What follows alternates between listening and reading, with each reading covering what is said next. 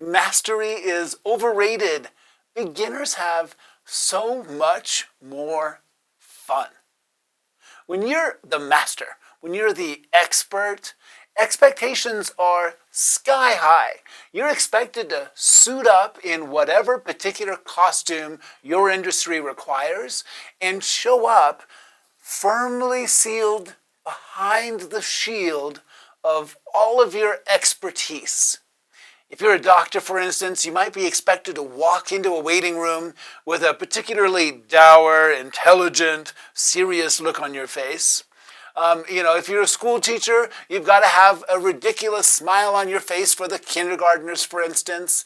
Whatever your expertise is, you're expected to show up and play a very particular part.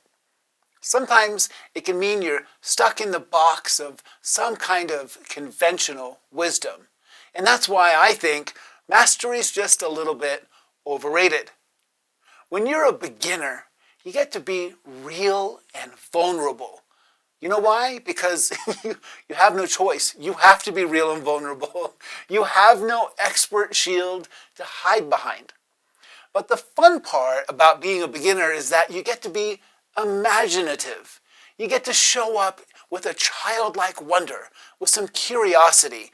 And that's so much more fun and frankly, way more attractive to your sales prospects, your clients, or even really your friends. If you want to grow, it's critical that you learn how to become a beginner. When you think about growth, it's all about doing things that are brand new to you. It's all about trying that new stuff and being a beginner. So becoming a confident beginner is absolutely critical if you want to grow at all. If you want to sell more, you're going to have to try new things, for instance. You're going to have to try a new practice, a new method once in a while. And if you're firmly entrenched in one particular way of doing things, you're really going to stunt your growth. I know what you're thinking. It's easy for you to say, Grant, you sold $50 million of real estate last year. You're not a beginner, and now you're telling us to be comfortable being a beginner. But the truth is, my beginner story didn't start that long ago.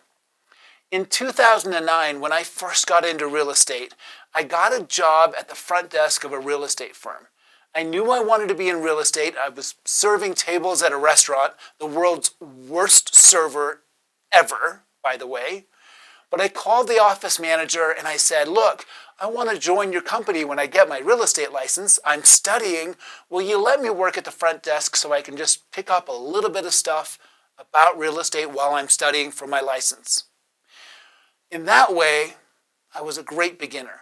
I knew I had to start from the very, very beginning and learn what I could just by being around the environment while I was getting my license. So that worked out really well.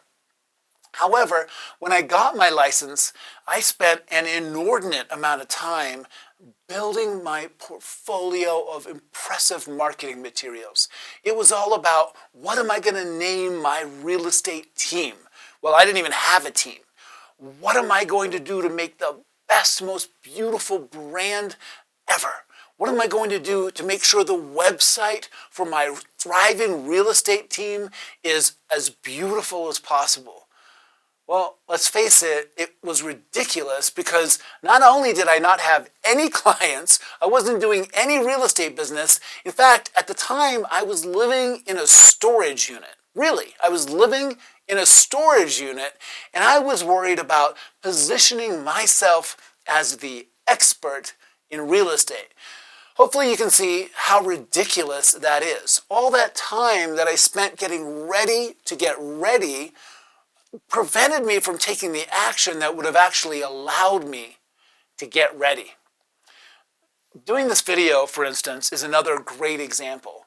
Man, I am a beginner at doing videos like this. I've shot some videos to sell houses, but doing a video where I'm just looking into a camera, I've got no script, I'm just being me and showing up, super vulnerable and scary. So, I wanted the studio to be more ready by the time we did this. I wanted to have beautiful background for you. I wanted to have more hair. I wanted to lose more weight. I wanted to have better complexion. I wanted the audio to be better. But sometimes you just got to jump in and start and be a beginner. So this is another example of me being a beginner. But I think that's fun, and I think taking imperfect action is what life is all about. I've learned how to embrace the butterflies that come anytime I'm trying something brand new. I've learned how to set that signal inside to know, hey, I'm on the right path because I'm sweating a little bit, I'm a little uncomfortable, I can feel the heat from trying something new. But I've programmed myself to understand that that heat means I'm growing. So never mind the trash in the corner, the desk that's not quite ready, the sound panels that aren't where they're supposed to be, the bright lights instead of the correct video lights. None of it matters unless I'm taking action. They did a study once of people doing pottery, and they divided the class into half.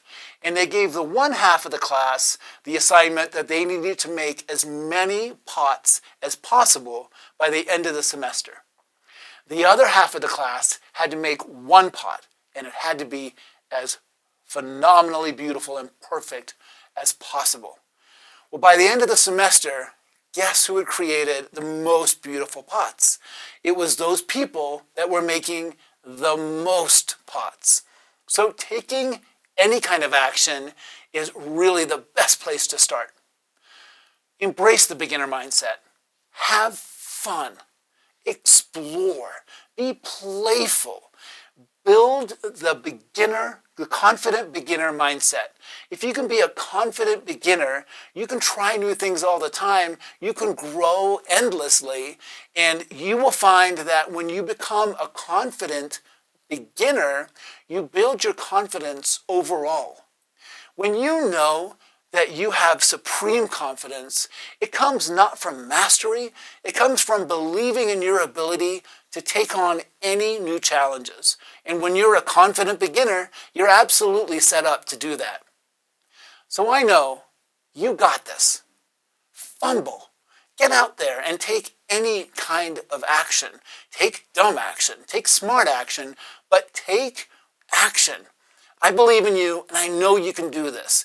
Take on new challenges. Be a beginner. Have a blast with it. Drop a comment below. Tell me all about your next beginner adventure so I can cheer you on. And hey, don't forget, please subscribe.